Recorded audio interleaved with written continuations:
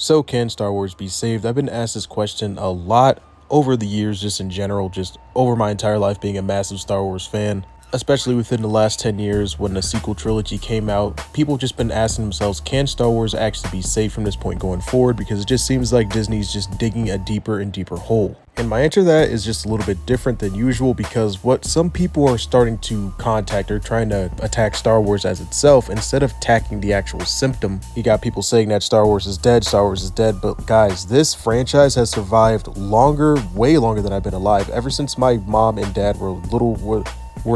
They were really little when Star Wars first came out. And if it hasn't died since then it for sure is not going to die now. Star Wars as itself, the Star Wars name, the brand, is way bigger than even Disney.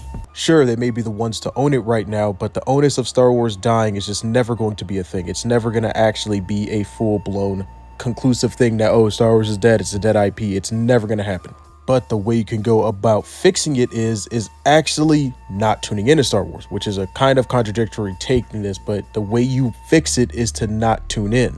And that is because it's the fans that truly run Star Wars. Disney doesn't actually run Star Wars whatsoever. They may own it, sure, but if you go online, you see plenty of fan-made stuff. But if you've been online, especially on YouTube, you've probably came across some Star Wars shorts or some Star Wars AI shorts or some Star Wars AI videos that are pretty freaking good if you watch it yourself. Now, of course, I'm not advocating for AI, but there's also plenty of other things that fans have created that are really great that revolve around Star Wars. As a community, if you shift your focus towards that, then that sends a clear sign over to Disney about what the fans truly want, and of course you're affecting their wallets at the end of the day. And if you're anything like me, it really does suck to have to say that. I mean, I truly do like Star Wars. I love Star Wars.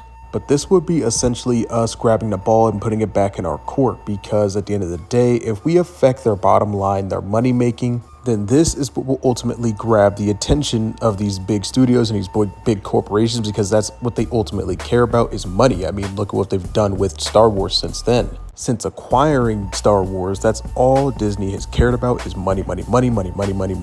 They don't craft a good story. They kind of blow everything off. They change canon in order to fit their own narratives. And at this point, if you're sick of it like me, let's just create our own thing. And if you're going to sit there and say, well, I feel bad for the actors and actresses that put all their hard work into these films, and then next thing you know, they're not really getting the return that they want to see. Honestly, don't feel too bad about it, because even they are being screwed over by the Mongol that is Disney. I mean, Adam Driver had pitched an idea for his own Star Wars movie, A Hunt for Ben Solo, and was apparently greenlit by Lucasfilm, but ultimately shot down by Disney. Bob Iger, the former CEO of Disney, had completely shut it down and is refusing to release the scripts to the public. But overall, this is the only way that we can truly get closure. We have to create our own things. I mean, someone like myself, I've been working on a small Star Wars fan film for some time now. And other than that, I've also been focusing on my own comic books. That's not really even Star Wars related, just its own kind of just universe. I had a small Star Wars fan film kind of created, but then I kind of just went ahead and scrapped it just because I didn't really like the idea of it. Maybe I'll release it one day, but maybe it's just deep in the files. Another thing that I've been working on that's kind of like my pride and joy is a separate comic book that is absolutely not tied to Star Wars whatsoever.